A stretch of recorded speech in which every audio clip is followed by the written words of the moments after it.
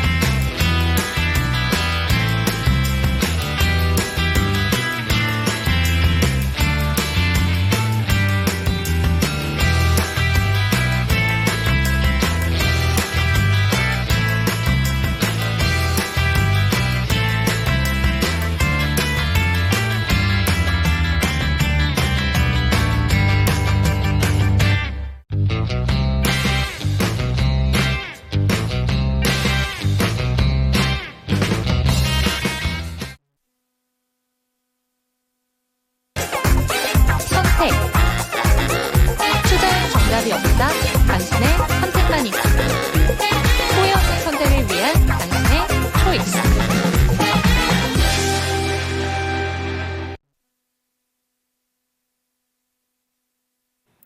네, 후회 없는 선택을 위한 당신의 현명한 초이스를 도와드릴 저는 이윤지고요. 이 시간 함께 하실 전문가부터 소개해드리도록 하겠습니다. 위즈웨이브의 이권희 대표와 이 시간 함께합니다. 대표님 안녕하세요. 네, 안녕하세요. 네, 이 시간 처음 뵙게 됐습니다. 제가 대표님이랑 늘 함께하고 싶다고 얘기를 드렸었는데 늘 거절하시다가 오늘 나오셨어요. 예, 갑작스럽게 나오게 됐습니다. 네. 오늘 시장은 좀 어떻게 보셨는지 궁금합니다, 대표님. 오늘은 좀 양극화 현상이 일어났죠. 이제 대형주들은 좀 잘 올라가고 있는데 이제 오늘 이제 잘 버텼죠. 코스피는 0.7% 올랐는데 코스닥은 1.6% 빠졌으니까 사실은 많은 분들이 코스피에 조금 투자를 많이 하셨을 수도 있는데 그런 부분들을 봐서는 최근에 이제 성장주로 많이 올라갔던 종목들이 좀 조정을 좀 받고 오히려 지금은 조금 그동안 좀 소외받았던 뭐 철강이라든지 뭐 포스코홀딩스가 오늘 한 6% 이상 올랐으니까 그런 부분들이 좀 부각이 됐고요. 시장에서 거의 잊혀졌던 LG 이노텍이 오늘 한 9% 이상 맞아요. 올랐습니다. 그리고 포스코 DX 같은 종목이 11% 올라왔고 방산주에 어떻게 보면 약간 좀 소외받았던 한국항공우주가 오늘 또 급등을 했죠. 그래서 전형적으로 보면 약간 좀 순환매성이 좀 강하다. 그다음에 오랜만에 좀 쉬었던 그동안 좀 설왕설래가 많았던 또 일부 코스맥스 같은 종목은 오늘 또 신고가를 냈죠. 네. 그래서 그러니까 이게 어떤 섹터라기보다는 이제 종목별로 이제 호재가 있느냐 없느냐, 앞으로 좋냐 안 좋냐에 따라서 좀 뭐 희비가 좀 엇갈리는 모습이었고요. 또 코스닥은 또 알테오젠이 한 5% 이상 빠지면서 제가 사랑하는 종목인데 그렇죠. 사실은 좀 오해가 있었던 것 같긴 한데 뭐 하여간 뭐 그런 부분들 때문에 오늘 좀 조정을 좀 받았습니다.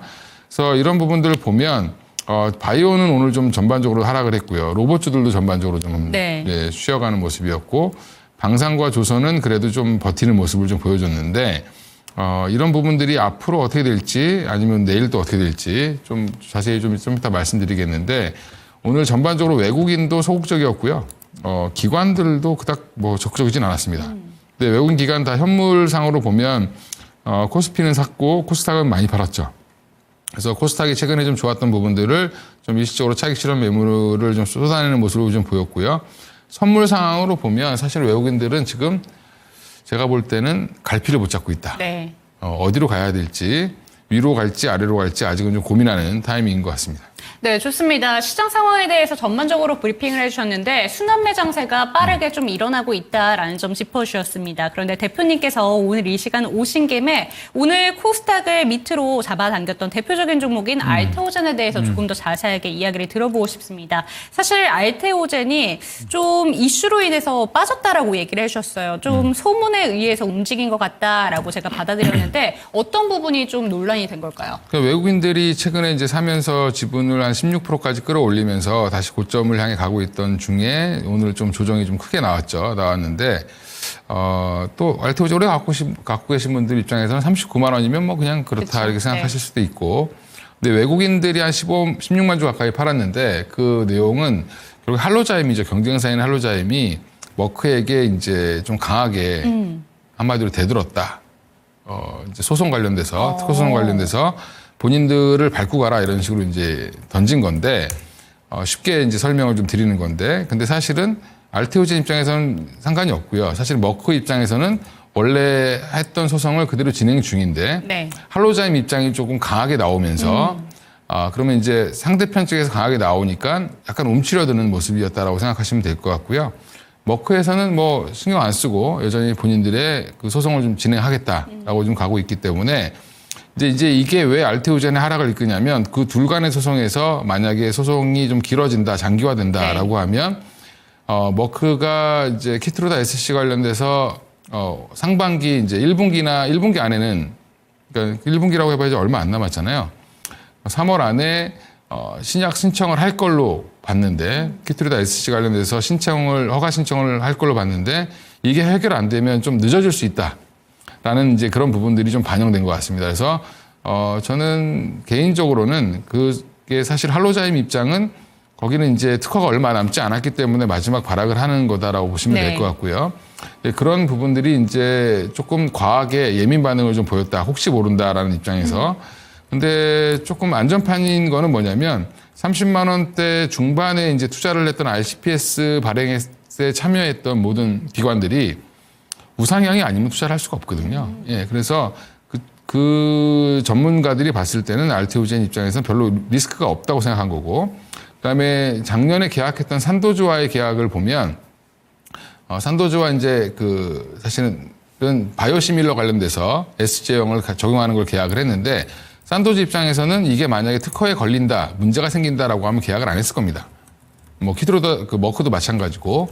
네, 그런 부분을 보면 할로자임에 하는 얘기는 그들만이 하는 얘기다라고 생각하시면 될 것 같고요. 경쟁사인 할로자임이 약간 궁지에 몰려서 약간 좀 물어뜯기를 하고 있는 건데 여전히 알테오젠 입장에서는 별 리스크는 없는데 네. 지금 단기적인 우려 때문에 좀 밀린 걸로 보고 있고요. 만약에 이게 진짜 사실이거나 문제가 됐으면 아마 오늘 하한가를 가는 게 맞죠. 그렇죠. 예, 근데 5%대 39만 원대 버텼다는 얘기는 여전히 긍정적으로 보는 쪽은 많고 외국인 일부 팔았지만 단기적으로 들어온 외국인들은 팔았지만 기관들은 오늘 또 오히려 그 기회로 42,000주를 또 매수했다라는 부분에서는 여전히 긍정적으로 보시는 게 맞다. 그래서 토마토 TV에서 이제 녹화를 좀 길게 한번 했었는데 여전히 지금 가격에서는 사셔야 된다라고 말씀드리겠습니다. 네, 좋습니다. 알테오젠에 대한 이야기도 한번 챙겨봤습니다. 대표님께서 사랑하는 대표적인 종목이기 때문에 관련해서 이야기를 여쭤봤는데 특허 분쟁과 관련해서 특허 침해 이슈가 좀 있었습니다. 하지만 오늘 주가가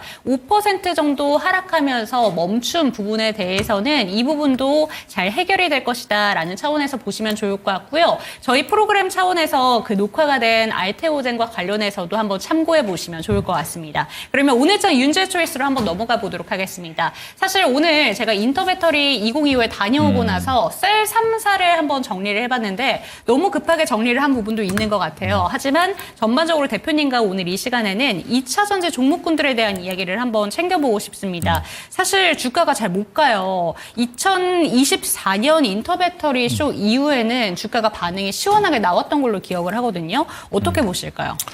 그때도 이제 작년에 인터배터리는 이제 전고체 배터리에 대해서 보통 2030년, 빨라 28년 양산을 네. 생각을 했었는데 삼성 SDI 쪽에서 26년 양산을 얘기했습니다.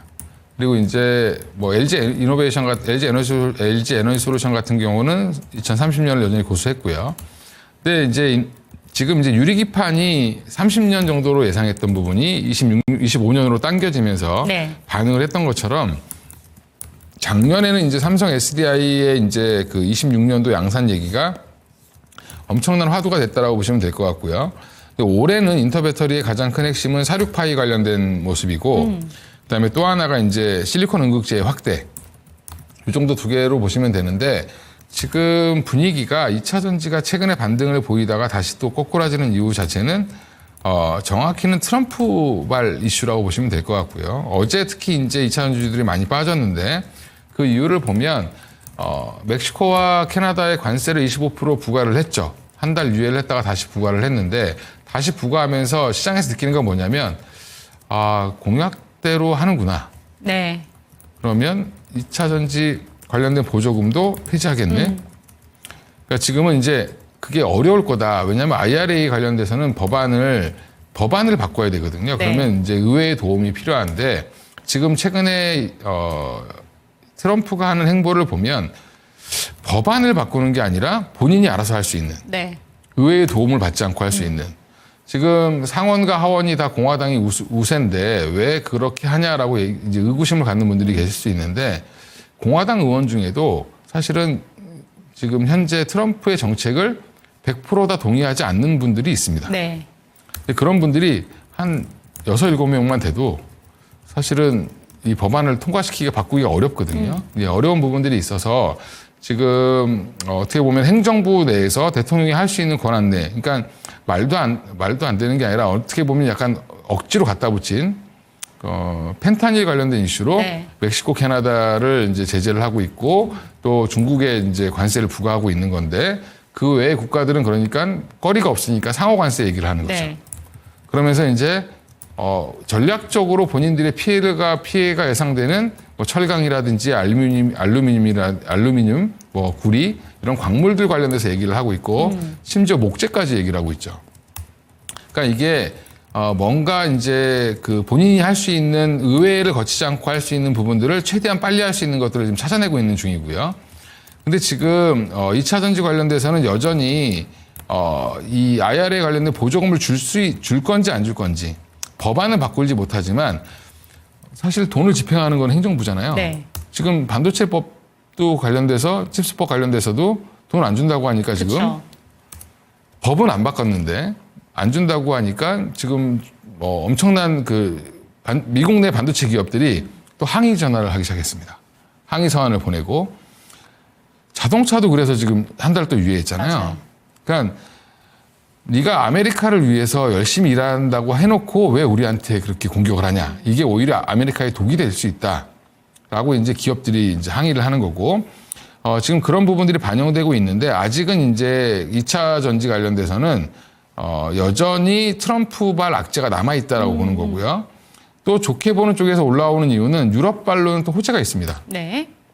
유럽에서는 지금 원래 예전에 생각해 보시면 국가별로 보조금을 줬습니다. 뭐 스웨덴은 스웨덴 나름대로 주고, 노르웨이 나름대로 주고, 독일은 독일 나름대로 줬습니다. 근데 지금 그게 어느 순간 중단됐죠.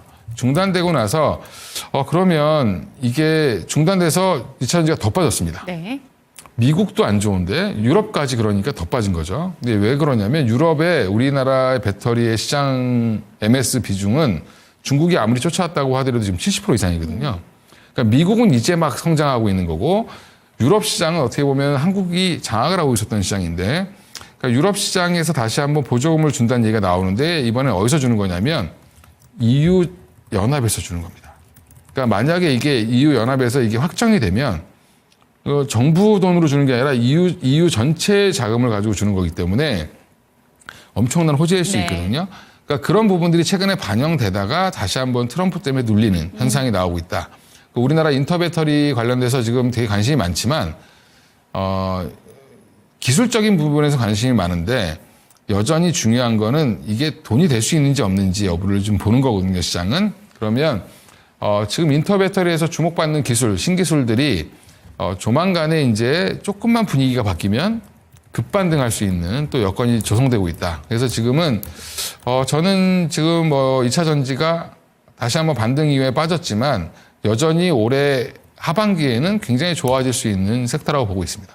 네, 좋습니다. 2차 전지 업황에 대해서는 펜타닐이라던가 상호 관세라던가 뭐 이유 같지 않은 이유들을 대면서 트럼프의 행보가 진짜 이어질 수 있다라는 경계감 때문에 아무래도 2차 전지 업황 전반에 먹구름이 끼었다라고 보는 것 같습니다. 그렇기 때문에 이 부분은 잘 참고가 되셨으면 좋겠는데 하반기부터는 분위기가 또 바뀔 수도 있다라고 하니까요. 지켜보시면 좋을 것 같고요. 그렇다면 2차 전지 종목들 내에서 사실 오늘 포스코 그룹주 같은 경우에는 전반적으로 철강 관련된 사업도 하고 있기 때문에 좀 다른 행보를 보이고 있는 것 같긴 한데 오늘 포스코 그룹주는 어떻게 보셨을까요, 대표님? 근데 오늘 포스코 그룹의 가장 대표적으로 많이 올라온 종목은 포스코 DX잖아요. 예, DX는 사실은 2차 전지 관련주가 아니라 2차 전지 설비 관련주죠. 네. 예. 그리고 이 포스코 DX 아마 실적을 안 보셨을 거예요. 그동안 하나 주가가 안 좋았으니까. 실적이 빠진 적이 없습니다. 그러니까 예전에 좀 과하게 올라갔던 부분들이 조정을 잘 받았고 회사는 여전히 잘 유지가 되고 있고요. 또 하나가 이제 그 포스코 퓨처엠이라든지 뭐 포스코 홀딩스 관련돼서 계열사들이 2차 전지 관련된 소재 공장들을 계속 지었기 때문에 그런 부분들에 대한 투자는 계속 이어졌고요. 그러니까 포스코 DX가 또 오늘 올라온 이유는 엔비디아가 엮인 거죠. AI. 피지컬 XI, AI, 피지컬 AI. 그러니까 한마디로 말이 되게 어려운데 그냥 어려운 게 아니라 피지컬 하면 우리 영어 단어 사전 찾아보시면 네. 물리적의 뭐 이런 뜻으로 써 있을 겁니다. 그죠? 그러니까 물리적으로 AI를 만들려면 결국에는 우리가 소프트웨어적으로 만들었던 거를 하드웨어로 이제 어떻게 보면 눈에 보일 수 있는 걸 바꾸려면 그게 가장 대표적인 게 로봇이고 네. 그거보다 조금 더 빨리 할 수 있는 게 산업용 로봇이겠죠. 그러니까 한마디로 예전에 우리가 한참 얘기했던 스마트 팩토리 관련된 거랑 비슷한 거라고 보시면 되고 근데 그 피지컬 AI를 적극적으로 도입하겠다 엔비디아랑 협업을 해서 그래서 그러니까 포스코 DX가 관련된 공장을 지을 때 이 기술을 접목시키겠다. 한마디로 좀 첨단화된 공장을 만드는 시스템을 만들겠다라고 좀 선언을 한 건데 그것 때문에 오늘 반응을 보인 거고 네. 그다음에 포스코 홀딩스는 2차 전지 때문에 올라온 게 아니라 지금은 철강 때문에 올라왔다고 보시는 게 맞죠. 지금 뭐 최근에 후판 관련돼서 우리나라에서 38.7% 중국에 관세를 부과한다라는 부분 때문에 좀 안 좋았다가 조선업체랑 철강업체가 만나서 이제 협의를 받습니다. 그래서 그래도 최대한 한국 업체 걸 쓰겠다라고 이제 협의가 나왔기 때문에 그런 부분들도 여전히 또 긍정적으로 미쳤고 그다음에 중국의 양회라든지 경기 부양 이슈 네. 이런 것들이 같이 가세가 되면서 오늘 진짜 무거웠던 철강, 화학 이런 종목들이 좋았던 이유가 그러니까 중국발 이슈로 좀 올랐다라고 보시면 될 것 같고요. 이제 포스코는 지금 2차 전지 때문에 올라왔는지 철강 때문에 올라왔는지 이걸 좀 잘 보셔야 되고. 그러면 질문이요, 대표님. 예. 요새 시장 트렌드를 보면은 그룹주 차원에서 같이 한꺼번에 오를 경우에는 그 트렌드가 좀 연속적으로 이어지는 것 같거든요. 네. 이번에 포스코 그룹주가 다양한 이슈 그리고 다양한 모멘텀으로 지금 올라간다고 보시는 것 같은데 좀 길게 이어질 수 있을까요? 근데 이제 포스코 그룹주라기보다는 각자의 또 다른 그 섹터가 있어서 네. 포스코 인터내셔널은 사실 알래스카 때문에 올라간 거고 포스코 DX는 사실 피지컬 AI, 엔비디아 때문에 네. 올라간 거고요. 포스코 홀딩스는 철강. 철강 때문에 올라간 겁니다. 그러니까 이제 이런 여러 가지가 다 다른데 네. 우연히 겹치면서 같이 올라왔다. 그러면 2차 전지가 좋아서 올라왔으면은 다 같이 올라와야 되는데 네. 오늘 포스코 그룹 내 2차 전지 관련주들은 또 뭐 보합권에 머물거나 빠지거나 했거든요, 오히려. 그러니까 너무 하나처럼 하나 그룹, 뭐 LS 그룹 이렇게 올라갈 때 뭐 다 같이 올라가니까 뭐 그런 거 아니냐, 포스코도. 포스코는 그룹이 아니라 포스코는 오너가 없죠, 사실은. 국민 기업입니다. 네. 그러니까 그런 부분들을 보면 좀 객관적으로 나눠서 보셔야 된다. 그러니까 너무 이제 우리나라만 있는 이게 현상인데 그룹주들이 같이 올라가는 거. 예, 근데 한화는 방산이 같이 다 엮여 있기 때문에 방산이 좋으면 전반적으로 다 올라갈 수밖에 없는데 그 안에서도 보면 하나솔루션은 거의 못 갔죠. 네. 방산이 아니니까. 사업 부분이 아예 다르니까. 예, 그러니까 이제 그런 부분들을 좀 떼내서 보셔야 된다. 그러니까 하나그룹이 올라가거나 LS그룹이 올라갈 때는 거긴 전력이라든지 방산에 이제 어떻게 보면 그룹이 계열사는 많지만 대부분 다 거기에 이제 집중을 하고 있는 네. 회사들이니까 그런 거고요. 포스코 같은 경우는 이제 철강과 주로 2차 전지 관련된 두 개가 묶여 있기 때문에 조금은 다르게 움직일 수 있다. 그다음에 인터내셔널은 자원 개발하는 원래는 상사였고 주로 이제 지금 돈을 버는 거는 미얀마 가스전이잖아요. 그러니까 지금 알래스카 얘기가 나오면서 올라왔는데 그 부분도 알래스카도 한번 말씀드리고 알래스카가 지금 그거 개발 완료되려면 얼마나 걸리는지 혹시 아세요? 최소 지금 이게 5, 6년 뒤에 시작이 가능하다고 하더라고요. 그러니까 이게 네. 조사하고 뭐하고 삽두고 하는데 한 5년 걸립니다. 그러니까 트럼프 임기 내에 이걸 삽을 뜨면 다행이네. 네. 예, 근데 지금 벌써 뭐 항구 조사하고 뭐 이렇게 하시더라고요. 파이프 들어가니까 뭐 밸브 올라가고 그쵸. 뭐 철강 예. 조금 더 오버하는 것 같다. 지금 우크라이나 러시아 종전된다고 지금 3년 전부터 떠들었는데 네. 아직도 종전을 못 하고 그쵸. 있죠. 그러니까 여전히 그런 거는 약간 좀 단기적인 테마 이슈로 보시는 게 맞다. 그러니까 우리가 대왕고래를 겪었잖아요. 네. 예, 대왕고래를 때문에 올라갔던 종목들이 다 빠졌는데 다시 알래스카로 올리고 있거든요. 네. 그 얘기는 정확히 얘기하면 설거지하러 들어간 거다. 갖다 붙여서 한마디로 그 전에 물렸던 사람들 털고 나가려고 하는 거니까 거기에 본인이 너무 설거지하러 가시면 안 된다. 이런 방송에서 설거지라는 말 써셔도 좀 그렇지만, 그러니까 이게 개인들이 물리는 경우가 이런 거거든요. 네. 삼부토건 지금 마지막에 사신 분들 지금 거래 정지돼서 지금 아무것도 못 하시잖아요. 그러니까 그런 거 되게 유의하셔야 됩니다. 그래서 너무 테마 종목을 하실 때는 진짜로 초창기에 들어가서 빨리 빠져나올 수 있는 트레이딩 전략을 잘 쓰셔야 되고, 남들이 너무 관심이 많을 때 들어가시면 사실은 꼭지에서 물리실 수도 있다. 아마 상담 코너 많이 해보셨으니까 네. 그거 느끼셨을 거예요. 예. 네, 투자자분들께서 꼭 유념하셔야 되는 부분에 대해서도 짚어주셨습니다. 사실 어제 관심이 많았던 프로젝트가 바로 알래스카 LNG선 프로젝트와 관련된 이야기를 어제 이 시간에도 제가 해봤었는데 그 부분에 대해서는 아무래도 경계감을 좀 잔뜩 가지셔야 될 것 같다라고 얘기를 해주셨습니다. 첫 삽을 뜨는 데에도 5, 6년 걸릴 수 있기 때문에 김치국 마시는 꼴이 될 수 있다라는 점 주의하셨으면 좋겠고요. 그렇다면 윤재 초이스는 여기서 한번 마무리를 지어보도록 하겠고, 대표님의 초이스 두 가지 종목 화면을 통해서 만나보도록 하겠습니다. 오늘 대표님께서 빠른 시간 안에 준비해 주신 종목입니다. 한 종목은 한화 에어로스페이스, 한 종목은 한미반도체입니다.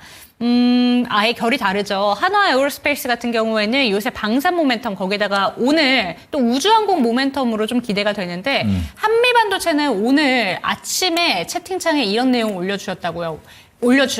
왜 이렇게 빠지나요? 어떻게 보시는지 궁금합니다. 일단 초이스 종목 어떤 종목일까요? 그러니까 둘 다 저는 초이스 종목은 한미반도체인데, 오, 네. 그러니까 빠진 종목을 사라고 말씀드려야지 먹을 게 많죠. 물론 더 빠질 수도 있습니다. 이제 그런 얘기는 뭐냐면 제가 바닥을 정확히 알 수는 없지만 네. 이 회사의 펀더멘탈이라든지 향후 실적은 알 수 있죠. 그건 대략적으로 짐작이 가능한데 그런 걸로 봤을 때 최근에 한 12만 원대까지 반등이 나오다가 도로 빠진 이유는 결국에는 내러티브죠. 한마디로 엔비디아가 빠지니까 그러면 엔비디아가 안 좋으면 SK하이닉스가 안 좋을 거고 SK가 안 좋으면 거기에 납품하고 있는 한미반도체가 안 좋을 거야. 근데 엔비디아가 지금 실적 때문에 빠진 게 아니라 정부가 규제할지도 몰라. 그렇죠. 라는 그런 가능성 때문에 빠지는 거거든요. 그 얘기는 무슨 말이냐면 실적이 잘 나오면 또 반등이 나올 수도 있는 거죠. 근데 지금 AI 산업이 좀 고점이다, 버블이다 이렇게 얘기하시는 분들이 있을 수도 있는데 여전히 지금 스타트 단계거든요. 그러면 우리가 지금 엔비디아의 입지는 어디였냐면 사실은 99%를 장악하고 있었는데 이게 90%가 되면 어떻게? 마진율이 72%였는데 71%가 되면 어떻게? 네. 이런 걸로 지금 따지고 있잖아요. 그러니까 눈높이가 너무 많이 높습니다. 그러니까 눈높이가 높다라는 거는 그러니까 보통 노총각들이 눈높이가 높으면 장가를 못 가죠. 네. 예. 여자분들도 눈높이가 높으면 시집을 못 가는데 네. 그게 못 가는 게 중요한 게 아니라 그런 것처럼 주식도 눈높이가 너무 높으면 그 이상을 보여주지 않으면 그쵸, 주가는 그쵸. 올라가기 어렵다는 거죠. 그래서 엔비디아 주가는 정체가 될 수도 있고 더 하락할 수도 있지만 사실은 결국엔 실력으로 보여주면 주가는 다시 제자리로 네. 갈 거고 또 하나가 그러면 한미반도체나 SK하이닉스도 마찬가지고 SK하이닉스는 이미 지금 HBM을 올해 만들지도 않은 것도 지금 다 팔았습니다. 세상에 그렇게 좋은 장사가 없죠. 그럼 한미반도체는 어떠냐? 만들지도 않은 장비를 지금 다 팔고 있는 중입니다. 근데 주가는 실적 대비 거꾸로 가고 있죠. 그러면 이런 종목은 조금 더 저평가됐다고 보시는 게 맞고요. 그럼 하나 에어로스페이스는 왜 안 좋게 봤냐? 하나 에어로스페이스 안 좋은 회사가 아니라 좋은 회사입니다. 그리고 좋아질 겁니다, 앞으로. 네. 근데 단계에 너무 많이 올랐다.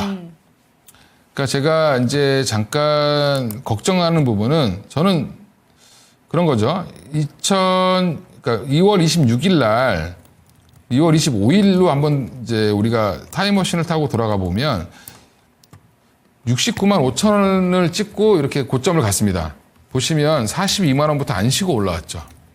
근데 이게 가만히 보면 포인트가 2월 11일부터 올린 건데 그때 이슈가 뭐였냐면 앞으로 우리 폴란드 이런 거 동부 유럽 말고도 저기 나토 회원국들이 지금 국방비를 올려야 된대.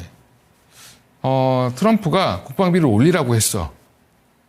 그러면 국방비 올리면 다 우리나라 무기 삽니까? 아니죠. 예. 그러니까 이런 것들을 너무 우리나라에 다 반영시켰다. 물론 중장기적으로 보면 지금 전 세계의 정세는 예전처럼 평화로운 분위기보다는 약간 좀 분쟁이 많아질 수 있는 분위기로 가고 있고 특히 이제 러시아의 승전을 인정해버리면 강대국이 언제든지 약속을 침범해도 괜찮은 분위기로 간다라는 부분이 가장 큰 문제고요. 그래서 지금 유럽이 지금 난리가 나서 지금 독일 같은 경우가 보면 재정을 쓰는데 굉장히 보수적이죠. 예전에 한번 하이퍼 인플레이션을 겪었던 국가이기 때문에 어떻게 보면 법으로 이제 재정 쓰는 거를 정해놨습니다. 네. 근데 거기에 방산을 포함 안 시키겠다라는 얘기가 나오고 있습니다. 그 얘기는 무슨 말이냐면 좀 위협을 느끼고 있는 거죠. 유럽 지도를 한번 보시면 네. 우크라이나가 무너지면 그 다음이 폴란드고요. 폴란드. 예, 폴란드가 무너지면 독일입니다. 독일과 프랑스 그죠? 그러니까 이게 러시아의 서침이 어디까지 올지도 모른다라는 그런 위협감을 느끼고 있는 중이거든요. 거기에 또 지금 트럼프가 발을 빼고 있잖아요. 그럼 전반적으로 방사는 분위기가 좋죠. 네.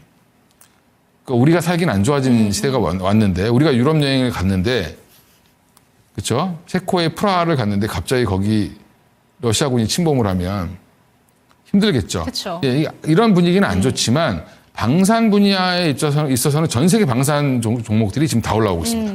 유럽의 방산주들, 미국의 방산주들 다 올라오고 있는데 큰 기존을 맞는데 우리나라는 그걸 조금 많이 반영했다. 네.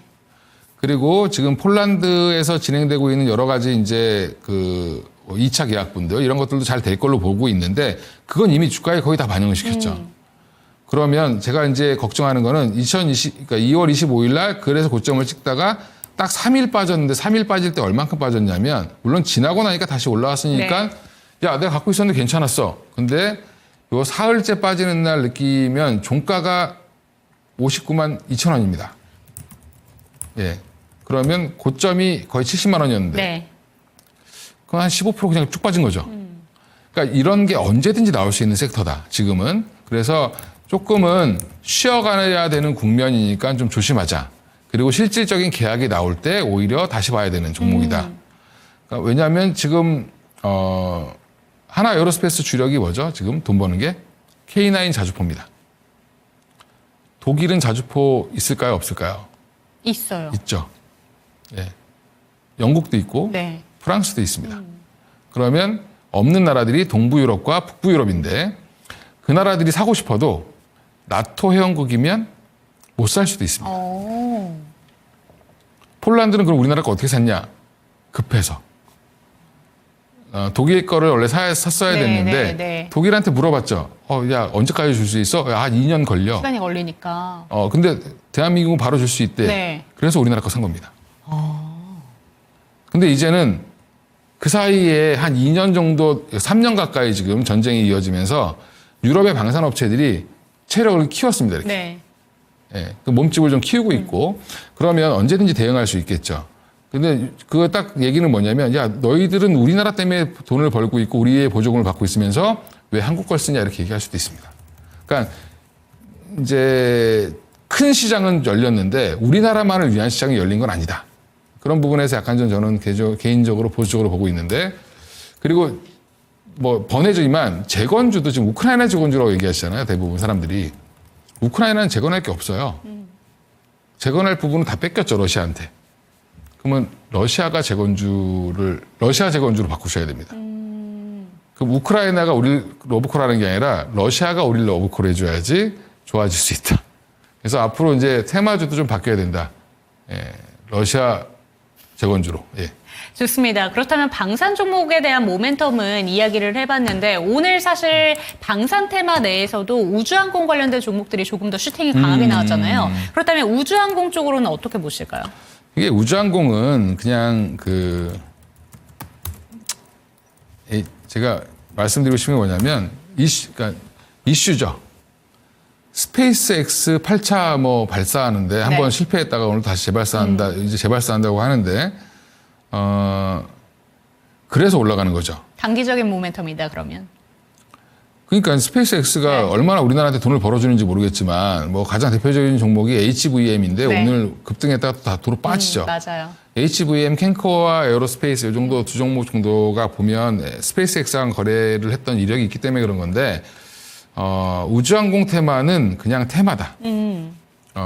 그러니까 스페이스X가 이슈가 되면 올라가고 그게 또 잠잠하면 빠지고 이걸 계속 반복할 건데 그냥 단기 매매로 좀 빠질 때 사놓으셨다가 그 뉴스 나와서 올라가면 파시는 정도로 대응하셔야 된다.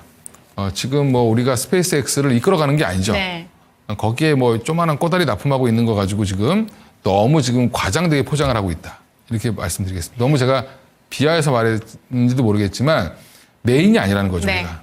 차라리 국내의 우주항공이 뭐 달나라 탐사를 한다든지 달 탐사를 한다든지 이런 것들이 참여하는 기업들이 더 강하다. 향후에 돈이 되는 거를 네. 보시면서 접근하시는 게 맞고요. 이 섹터는 중장기적으로 로봇처럼 좋아질 텐데 당장 돈 벌기에는 시간이 걸릴 수 있다. 그러니까 주가는 항상 비싸겠죠. 그러면 좀 단기적으로 대응을 하시는 게 맞다라고 말씀드리겠습니다. 네, 좋습니다. 우주항공 테마 같은 경우에는 단기적인 모멘텀으로 생각하셔야 된다라는 점까지 참고가 되셨으면 좋겠고요. 오늘장 대표님의 초이스는 지금 주가가 약간 눌려있는 한미반도체 쪽으로 집중해 주셨으니까 참고가 되셨으면 좋겠습니다. 대표님의 초이스 한미반도체 살펴봤습니다.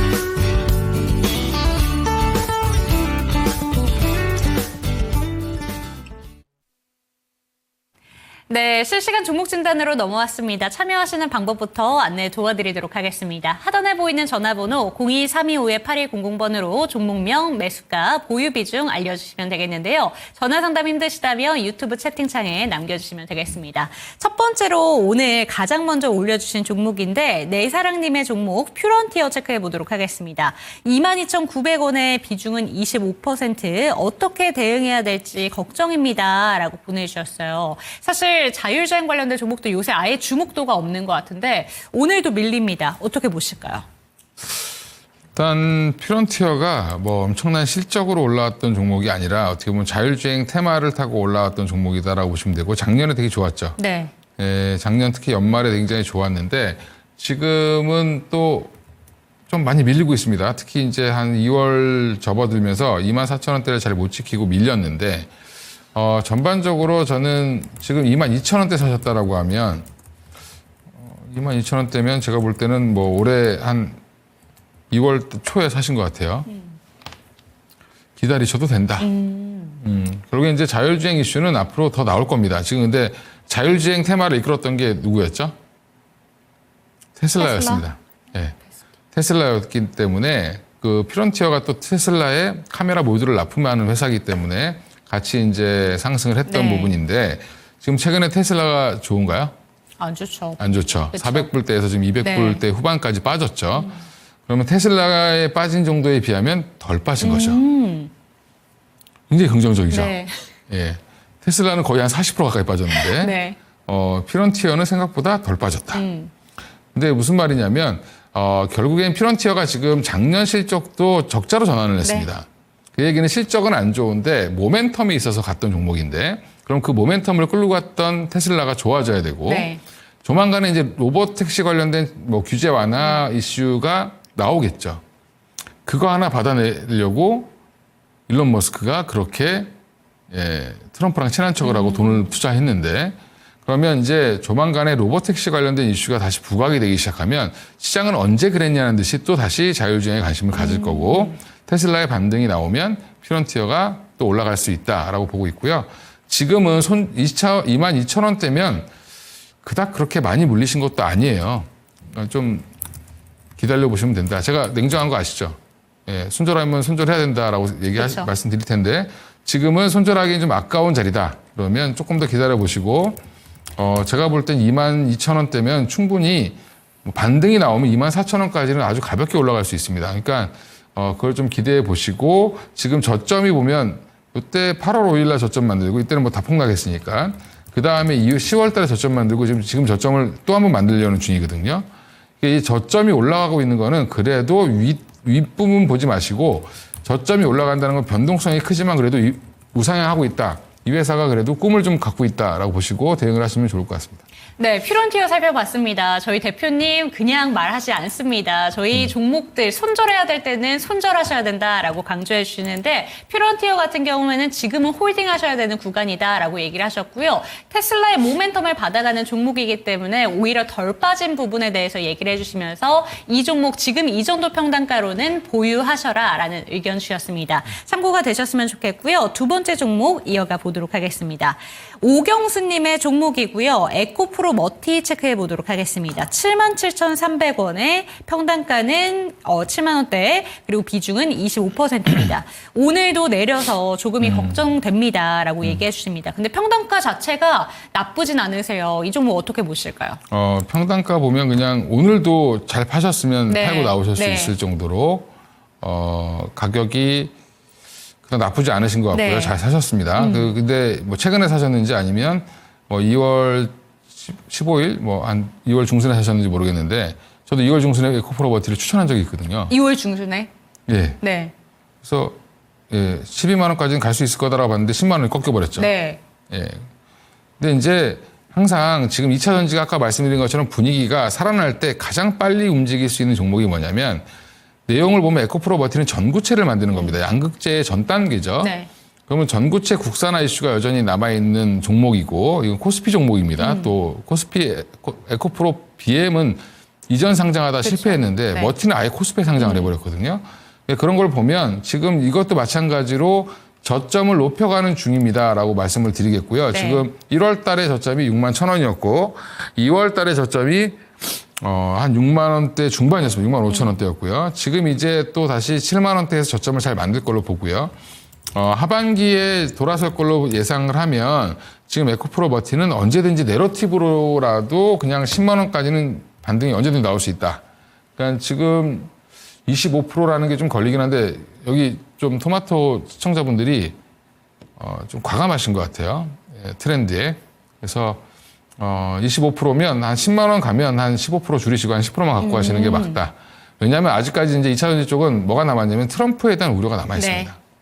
근데 또 유럽발 호재가 나오면 또 올라갈 수도 있거든요. 특히 이제 에코프로 그룹 같은 경우는 유럽에 많이 집중을 하고 있는 회사고 특히 최근에 SK온이 점유율이 그러니까 삼성 SDI보다 더 높이 올라온 거 아시죠? 더 올라왔습니다. 예.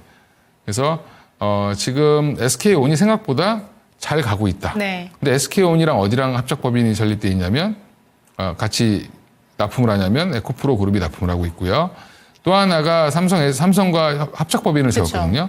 그러니까 에코프로가 좋아지려면 SK온과 SDI가 좋아져야 됩니다. LG 에너지 솔루션이랑은 전혀 상관이 없습니다. 네. 그러니까 그런 부분들을 보면 SDI는 조금 빠졌지만 SK온이 올라오는 거는 어떻게 보면 긍정적이다라고 보시면 되고 저는 지금 자리는 다시 한번 더 사야 될 타이밍인데 이미 25%를 갖고 계시니까 더 사지 마시고 네.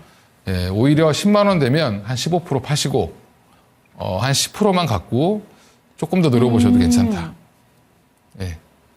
15% 파시면 5%만 남길까요? 그러니까 10%만 남기시라는 거죠. 예. 그러니까 비중에 전체 알겠습니다. 비중의 10% 정도만 남겨놓고 네. 보시고 아직은 2차 전지가 추세 상승이 나오려면 네. 숫자가 바뀐다는 걸 봐야 되거든요. 근데 숫자가 바뀐다는 건 아마 3분기 정도나 돼야지 바뀐다는 게 보일 거예요. 2분기, 3분기 실적 때. 그러면 그 전까지는 아직은 기대감, 그 다음에 유럽발 뉴스 네. 이런 것들이 조금 더 작용을 할 가능성이 높고 트럼프가 차라리 빨리 뭔가 결단을 빨리 내려줘서 여기서 뭔가 깔끔하게 정리가 되면 오히려 바닥을 빨리 잡을 수도 있다. 그러니까 지금 뭐 저는 에코프로 버티 없는 분들은 지금 사셔야 된다라고 말씀드리고 싶은 종목입니다. 네, 좋습니다. 이 종목에 대해서 2월 중순에도 한번 추천이 나갔던 종목이라고 합니다. 그런데 이 종목 지금 저점을 높이고 있기 때문에 최근에 조정이 나오더라도 크게 걱정하시지는 않으셨으면 좋겠고요. 원래 같으면 지금 이렇게 조정이 나올 때 오히려 담아야 되는 종목인데 미리 선출매를 하셔서 지금 현재 구간에 25% 비중 담고 계시기 때문에 10만 원 이상 터치가 나왔을 때는 5% 비중만 매도를 하시고 10%는 무조건 끌고 가보자라는 이야기 얘기해 주셨으니까 참고가 잘 되셨으면 좋겠습니다. 다음 종목 넘어가 보도록 할게요. 8036님의 종목이고요. 리가캠바이오 살펴보도록 하겠습니다. 사실 오늘 대표님의 사랑하는 종목 알테오젠이 밀리면서 같이 밀렸습니다. 11만 9천 원에 10% 추가 매수 시점이 알고 싶습니다. 라고 얘기해 주셨는데 평단가 최근에 들어가셨을 가능성도 있으실 것 같고요. 어떻게 보실까요? 저는 추가 매수 하셔도 괜찮다라고 보고는 있는데 지금 자리가 옆으로 지금 보면 이제 우리가 흔히 이제 업계에서 뭐라고 하냐면 이제 약간 빨랫줄 스타일로 가고 있다. 이렇게 딱 걸쳐놓은 건가요? 네, 옆으로는 쭉 그냥 가고 네. 있죠. 조정이 급게 나오지도 않고 하루 올랐다 하루 빠졌다 이렇게 이제 지금 갈피를 못 찾고 있는데 리가캠바이오의 가장 핵심은 뭐냐면 지금 올해 그 아스코의 가장 핵심 키워드가 ADC였죠. ADC 관련돼서 링커로 세계 1위가 리가캠입니다. 그럼 리가캠바이오는 앞으로 점점 좋아질 수밖에 없고요. 오리온이 나름대로 이제 초코파이 열심히 팔아서 리가캠바이오 산 이유가 따로 있다. 잘 샀죠. 본인들 시총이랑 똑같습니다. 거의. 네. 예. 그 얘기는 초코파이 공장지 열심히 지은 것보다 리가캠바이오에다 돈 대준 게 조금 더 성공했다. 제가 볼 때는 앞으로 오리온보다 시가총액이 더 갈 가능성이 높다라고 보고 있고요. 지금 자리는 제가 제일 좋아하는 게 뭐 알테오제나 말씀드렸지만 네. 리가캠바이오, ABL바이오 세 개를 가장 3대장으로 좋아하고 있는 바이오 종목이고요. 여기는 뭔가 신약을 개발하는 회사가 아니고 한마디로 링커 기술을 갖고 있는 회사입니다. 그럼 ADC를 하고 싶은 회사는 다 리가캠한테 네. 러브콜을 할 수밖에 없다라는 부분이고 조만간에 뭐 기술 수출이 됐든 뭐가 됐든 조만간에 나올 가능성이 높습니다. 그러니까 지금 자리는 없는 분들은 한번 사보셔도 되고 대신에 이제 이 바이오 섹터들의 특징은 뭐냐면 당장 엄청 큰 돈을 버는 게 아니라 큰 돈을 벌 거에 대한 기대감이 굉장히 큰 종목들이죠. 알테오젠도 그렇고 리가캠도 그렇고 ABL도 똑같습니다. 그러면 이런 종목들의 특징은 뭐냐면 변동성이 클 수는 있습니다. 대신에 한번 살려고 마음을 먹으려면 공부를 좀 많이 하셔야 된다. 네. 그러니까 이 링커 기술이 왜 중요한지 제가 여기서 설명하려면 한 2시간 걸릴 수도 있거든요. 예, 그러니까 뭔가 지금 표적 항암제, 그러니까 표적을 정확히 맞추려면 이 링커가 확실하지 않으면 지금 굉장히 잘하고 있는 다이치 산교라는 회사가 유방암 관련돼서 표적 항암제를 제일 잘 만드는 1등 네. 회사거든요. 그 회사가 알테오젠과 계약을 하면서 11월 달에 알테오젠은 고점을 만들었는데 그 회사가 만든 것도 지금 부작용이 생기고 있습니다. 표적 항암제인데 중간에 자꾸 링커가 끊어져요. 리가캠 걸 안 써서 그런 거죠. 그러니까 이제 이런 것들이 조금 더 좀 진행이 되면 표적 항암제가 지금 면역 항암제의 시장은 이미 장악을 했고요. 키트루다, 옵디보가 다 장악을 했고 그 다음으로 지금 장악할 수 있는 거는 ADC인데 표적 항암제에서 가장 큰 역할을 하는 데가 리가캠이니까 지금 자리 보면 답답하실 수 있죠. 샀는데 움직이지도 않고 때가 다 온다. 보시면 주봉 보시면 작년부터 해서 작년에 1월 달부터 보시면 거의 주가가 2배 이상 올랐습니다. 그럼 좀 쉬었다가 올라가는 게 정상이니까 지금 자리는 아마 10만 원에서 12만 원 사이로 왔다 갔다 하면서 어느 정도 이제 뭔가 이슈가 나오면 언제든지 14만 원 돌파할 가능성이 높다라고 보고 있고요. 안 계신 분들은 비중을 좀 더 그러니까 사셔도 되고 10% 정도면 비중을 한 20%까지 늘리셔도 저는 괜찮다라고 보고 있습니다. 네, 좋습니다. 리가캠 바이오에 대해서는 대표님의 사랑하는 탑3 종목 안에 드는 종목이다라고 얘기해 주셨습니다. 링커 기술에 대해서 저희 토마토 증권톡 채널에서 대표님이랑 저랑 방송한 채널이 있거든요. 그 부분 찾아보시면 자세하게 설명해 주신 부분이 있으니까 참고가 되셨으면 좋겠고요. 리가캠 바이오 역시나 긍정적인 의견 주셨습니다. 이렇게 종목 진단은 다 도와드렸고 저희 그렇다면 내일장 전략 짧게 한번 여쭤볼게요. 내일은 어떤 부분 집중해 볼까요? 그러니까 지금 시장이 참 재밌는 게 뭐냐면 트럼프의 말 한마디에 주가가 막 여기저기 흔들리고 있죠. 근데 가만히 이제 큰 그림으로 보시면 안 좋다고 했던 화장품들이 갑자기 올라오고 맞아요. 그 다음에 또 그닥 관심 없었던 철강주들이 핑계 삼아 올라오고 화학주들이 갑자기 막 반등을 하고 이게 무슨 장이냐면 결국에는 바닥에 있는 종목들을 돌아가면서 올리는 거거든요. 네. 추세 상승이 나온 종목들을 더 보내기보다는 지금은 바닥에 있는 종목들을 키 맞추기를 하는 장세다. 네. 그러면 외국인들이 지금 뚜렷한 매수 방향을 보여주지 않는 상황에서 적당하게 지금 이슈가 있는 바닥에 있는 종목들을 한 번씩 끌어올리는 장이다. 그러면 내가 위에 있는 추세를 타고 있던 종목들을 갖고 있었는데 어떻게 해야 돼? 그냥 들고 있으셔야 됩니다. 네. 지금은 섣불리 포트를 너무 급격하게 바꾸거나 이렇게 하시기보다는 전반적으로 들고 계시다가 많이 튀는 종목이 있으면 정리해서 현금을 조금 더 확보하셔서 네. 결정적일 때 방향이 정해질 때 사셔야 된다. 그러니까 3월, 4월까지는 다음 달까지는 아마 트럼프 이슈가 굉장히 강할 거고요. 특히 우리나라 같은 경우는 4월, 5월 초까지는 대선 국면이 아마 들어갈 네. 가능성이 높으니까 그러면 그 시기에는 불확실성이 높아지는 시기고 기대감이 높아지죠. 그러면 굉장히 급등락이 많이 나올 수 있다. 네. 그럴 때는 그러면 뭘 갖고 있어야 되죠?